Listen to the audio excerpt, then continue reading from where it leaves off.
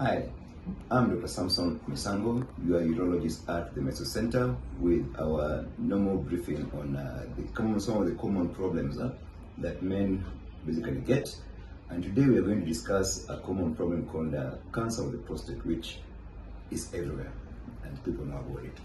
So, to be able to understand about cancer of the prostate, I'll just define for you what it is. Cancer of the prostate is basically, the prostate is this organ that exists in a man just below the bladder. It kind of basically forms part of the root in the urination system of a man, and it's basically a sexual organ that produces semen for the sperms to swim during ejaculation. So this is the organ that sometimes gets cancer. And to understand about cancer of the prostate, first of all, you just need to know that it's a very common cancer. Cancer of the prostate is the second most common cancer in men after skin cancer. And it is also the second commonest cause of death in men in terms of disease after lung cancer. However, on a positive side, cancer of the prostate is curable. Cancer of the prostate is very slowly progressing, and over 90% of people who are done postmortems after dying of other causes will be found to have actually cancer of the prostate within their prostate. So many people will live and die with cancer of the prostate, but not because of cancer of the prostate. Having gotten that out of the way, we can now begin looking at how cancer of the prostate will present in a man. There will be two types of cancer of the prostate, what you call early cancer of the prostate and late prostate cancer. Early prostate cancer is actually not having any symptoms. Somebody will have the cancer in him, they will not even know that they have it, and it might stay without being treated for the rest of their lives without causing any problems. When people talk about having problems due to prostate that are actually cancerous, it is because of cancer of the prostate which is advanced. So we need to get out of the way. Now, early prostate cancer will be diagnosed by several means. We call them screening methods. And the earliest, one of the commonest tests that men will be conversant with is what we call PSA. PSA is prostate-specific antigen that we know the ranges in different age groups. But as men grow older, the prostate will begin producing more and more PSA. So it is not unusual for PSA to be above normal in some situations. But roughly, it is used as a screening test. It does not mean cancer, and we do not treat PSA whether it's high or low. It is just a marker of a disease. It shows that there's something happening with the prostate, and you can go around managing whatever the problem is. So PSA is not a disease. It is a marker of something happening in the prostate.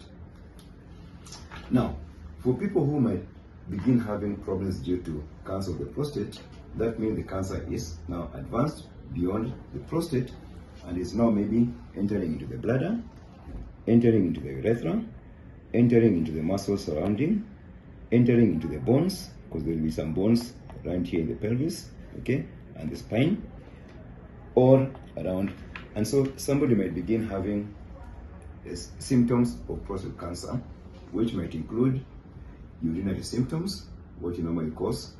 We talk about lower urinary tract symptoms that are common with an enlarged prostate that is interfering with urination. Somebody might begin having problems with erections. Somebody might begin having problems with their muscles being, in other words, they're beginning to have back pains and they're beginning to have lost power because the cancer is pressing on some nerves. They might lose weight because, as a function, cancer is a disease which is debilitating, especially if it's advanced. So, how do we diagnose prostate cancer? Number one, screening tests are available.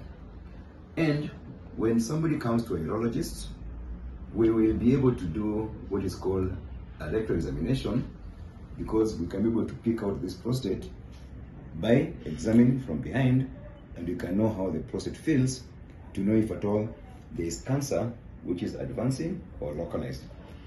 And just to give you an illustration, these are different prostate. A normal prostate gland is about this size. So when you feel, we're able to appreciate how that prostate feels. If at all it has anything in it, it will have a small nodule in it, and you're able to pick it out. If at all there is a very enlarged, it will appear very huge, whether it has cancer or not. If it has cancer in it, which is very gross, it will be very lumpy inside, like these other two which are here. And then we are, after seeing how the prostate is, if there's any suspicion of cancer, we will take a biopsy through the rectum to be able to find out exactly what is inside that prostate, or rather if there is cancer, what kind of cancer it is, how advanced it is, what we call staging. Now, treatment of prostate cancer, as I said, depends on the stage. Early prostate cancer can be treated or can remain without being treated, what we call watchful waiting, where somebody stays with cancer, it is early, we know it's progressing very slowly and does not require any treatment at all for the rest of their life, but we just do frequent monitoring by doing scans and tests. Advanced cancer with the prostate is treated through different methods. The most common method that you normally use is to deprive the prostate of what we call testosterone. We call this androgen deprivation therapy, because testosterone is a stimulant of the prostate in a man that basically makes the prostate grow and can make the cancer cells in the body to continue growing. So when you deprive of the testosterone, we end up managing the cancer, and then other methods are also available that can complement. Early cancer can be treated with radiotherapy and cure it. It can be treated also by surgery, where the prostate is removed in total, and then this tract is reunited. But there are common complications that can occur, including incontinence of urine after surgery and problems with the urine tract after radiotherapy. So these are things that people need to be aware of.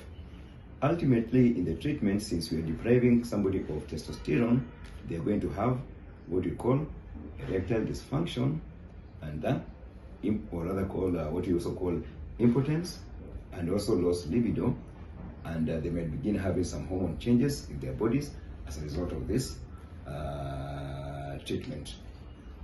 Can we prevent prostate cancer?